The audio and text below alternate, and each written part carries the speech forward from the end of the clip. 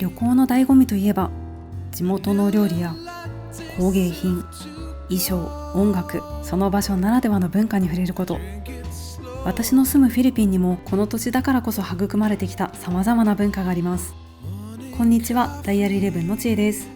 今回はフィリピンの伝統とモダン建築が融合したとっても素敵なバンブーホステルに行ってきました。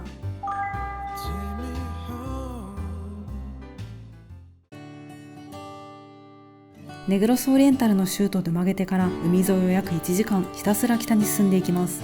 以前別の動画でご紹介したひまわり畑を抜けた先のバイスという町が今回の目的地です。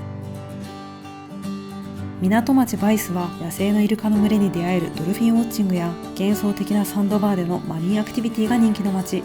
パンデミック前までは日本人観光客もたくさん訪れていました。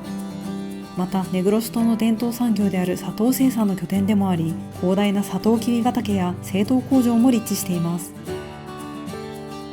バイスの町の手前の左右に見渡す限りサトウキビ畑が広がる国道は私が一番好きなドライブスポット。ネグロス島に来たらぜひ訪れてみてほしい場所の一つです。今回宿泊するホステルはドルフィンウォッチングとサンドバーで有名なノースバイス湾の半島を挟んで反対側、サウスバイス湾沿いの丘の上にあります。最後はなかなか急なオフロードです。私は運転に自信がないため下にバイクを止めさせてもらって徒歩で登っていきます。ホステルまでは約5分ほどなので歩いても全然大丈夫です。到着しました。こちらが今回宿泊するハイヤーバンブーホステルです。入り口を登っていった先に見えるのはとっても開放的なレストラン。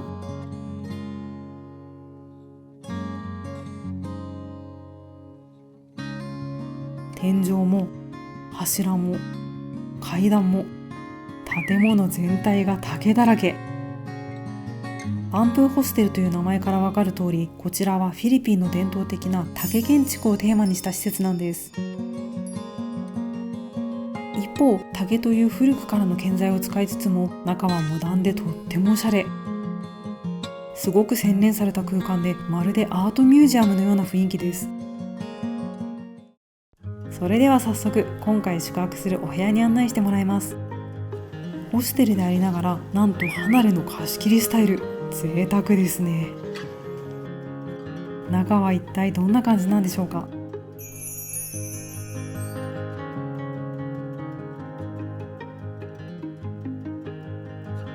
床も柱も天井も全部竹。竹編みのテーブルに座布団、そして日本人には馴染み深い敷布団です。ホステルなのでアメニティは基本的にないんですが、歯ブラシが置いてありました。この歯ブラシも竹製です。クーラーはないんですが、お部屋の雰囲気にマッチした扇風機があります。でもそもそも竹製住宅の特徴として風通しがものすごくいいので、扇風機を使わなくてもとっても涼しいです。入り口の反対側にもドアがあって、その先にまた小さな離れがあります。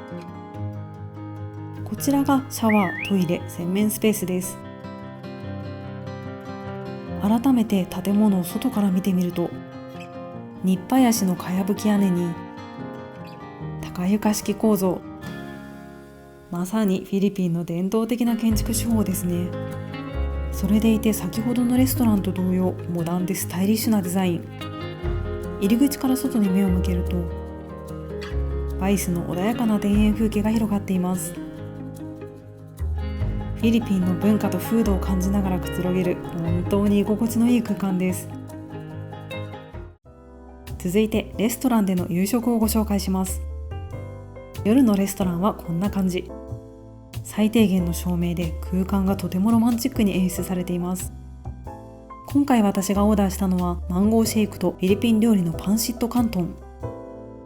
カントン麺と豚肉、野菜を炒め合わせた料理で日本の焼きそばとかなり似ています。数あるフィリピン料理の中で私が最も好きなお料理の一つです。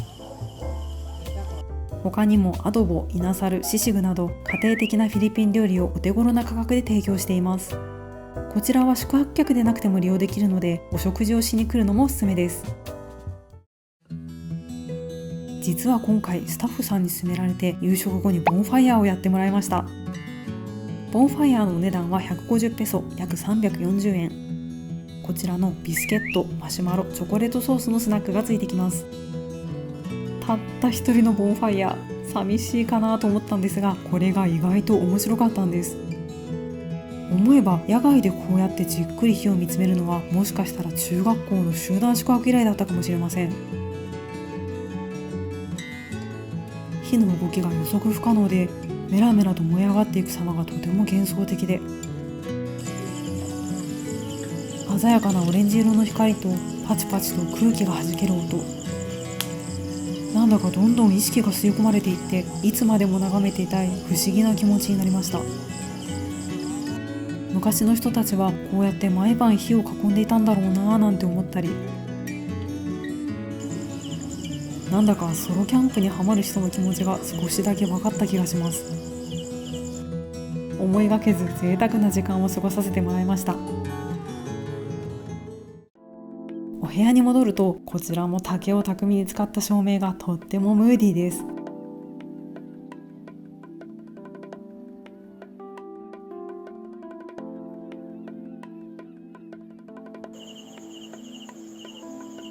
虫の鳴き声だけが聞こえる静寂の中、のんびり過ごしていると、なんと天井に巨大ヤモリが現れました。トッケイヤモリです。トッケイヤモリはアジア地域に生息していて、三角形の大きな頭と体の斑点柄が特徴。ビサヤ語でトゥコ、英語で月光と呼ばれています。まるでこの家の守り神かのような堂々たる風格ですね。爬虫類が苦手な人はちょっと辛いと思いますが、こういった生き物に出会えるのも旅の面白さです。さて、巨大守り神と夜を明かした翌朝、こちらのホステルの一番人気のフォトスポットに行きます。レストランの階段を登っていくと、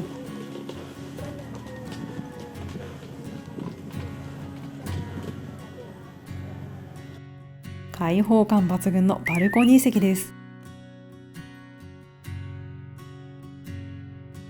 眼下に広がるのはサウスバイス湾の海。群生マングローブの手前に、これは養殖場でしょうか。そういえばバイスでは養殖水産も行われていると聞いたことがあります。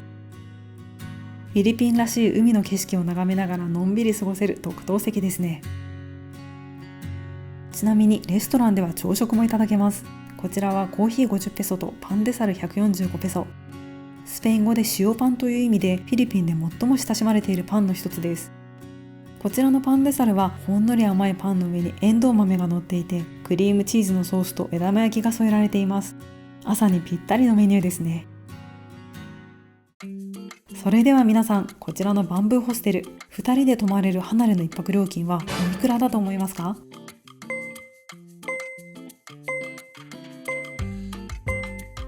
正解は3287円でした。2人で泊まれば1人当たり1600円ぐらいです。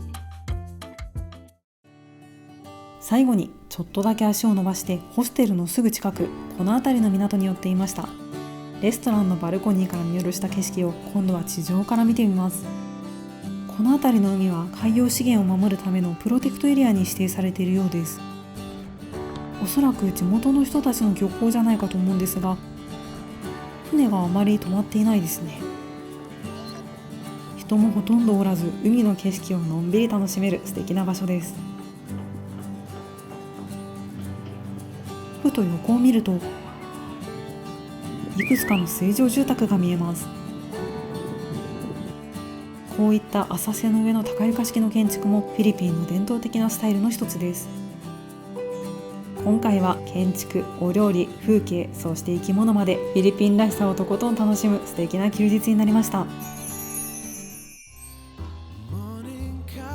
ダイヤル11、次回は当チャンネル史上最高級2階建て一軒家を丸々貸し切り、フィリピンの田舎町のラグジュアリーリゾートを紹介します。お楽しみに。